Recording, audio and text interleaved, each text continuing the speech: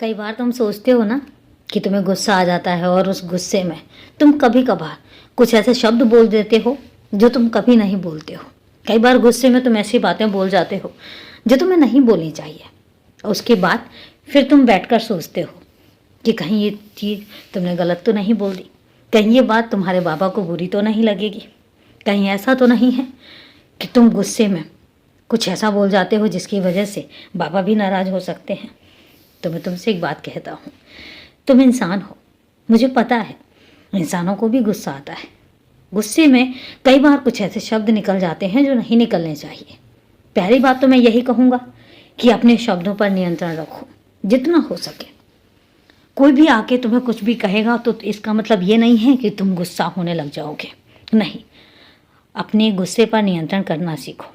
दूसरी बात, हाँ, इंसान हो, कई बार अगर कोई इंसान ऐसी बातें बोल जाता है जो तुम्हारी सहन शक्ति से बाहर हो जाती हैं तो तुम्हारे अंदर से भी कुछ ऐसे शब्द निकल जाते हैं। लेकिन इसका मतलब ये नहीं है कि मैं तुमसे नाराज़ हो जाऊंगा, क्योंकि मुझे पता है कि जब वो शब्द तुम बोलते हो तो उसके बाद तुम्हें खुद पछतावा होता है कि तुमने वो शब्द क्यों बोले, तुम्हें वो शब्द नहीं बोलने थे। तो जब तुम्हें ही एहसास हो रहा है कि वो शब्द तुम्हारे अंदर नहीं है, वो शब्द तुम्हारे नहीं है, ना वो शब्द तुम बोलना चाहते हो, तो फिर मैं तुमसे नाराज़ क्यों होऊंगा। बात तो तब है ना कि जब तुम कोई कुछ बोलो और तुम्हें उसका एहसास ही ना हो और तुम्हें ये लगे कि तुमने तो कुछ गलत किया ही नहीं। लेकिन जब तुम्हें खुद अपनी गलती का एहसास हो जाए तो फिर मैं नाराज़ नहीं होता, क्योंकि मेरा तो मतलब ही और मेरा मकसद ही यही है कि तुम्हें अपनी गलती का एहसास होना चाहिए।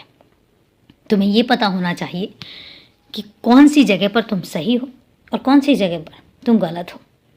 और इसलिए तुम ये बिल्कुल सोचना भी छोड़ दो कि तुम्हारा बाबा तुमसे नाराज़ होता है, क्योंकि मुझे पता है तुम बहुत समझदार हो और हर काम बहुत समझदारी के साथ करते हो।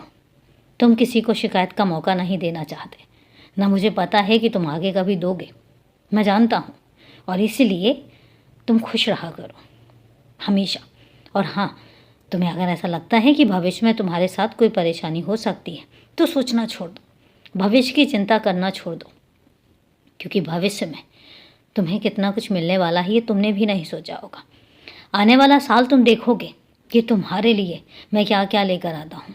अभी तो शुरुआत है, बस देखते जाओ और खूब मुस्कुराओ, अपने परिवार के साथ खूब खुश रहो, हमेशा खुश रहो।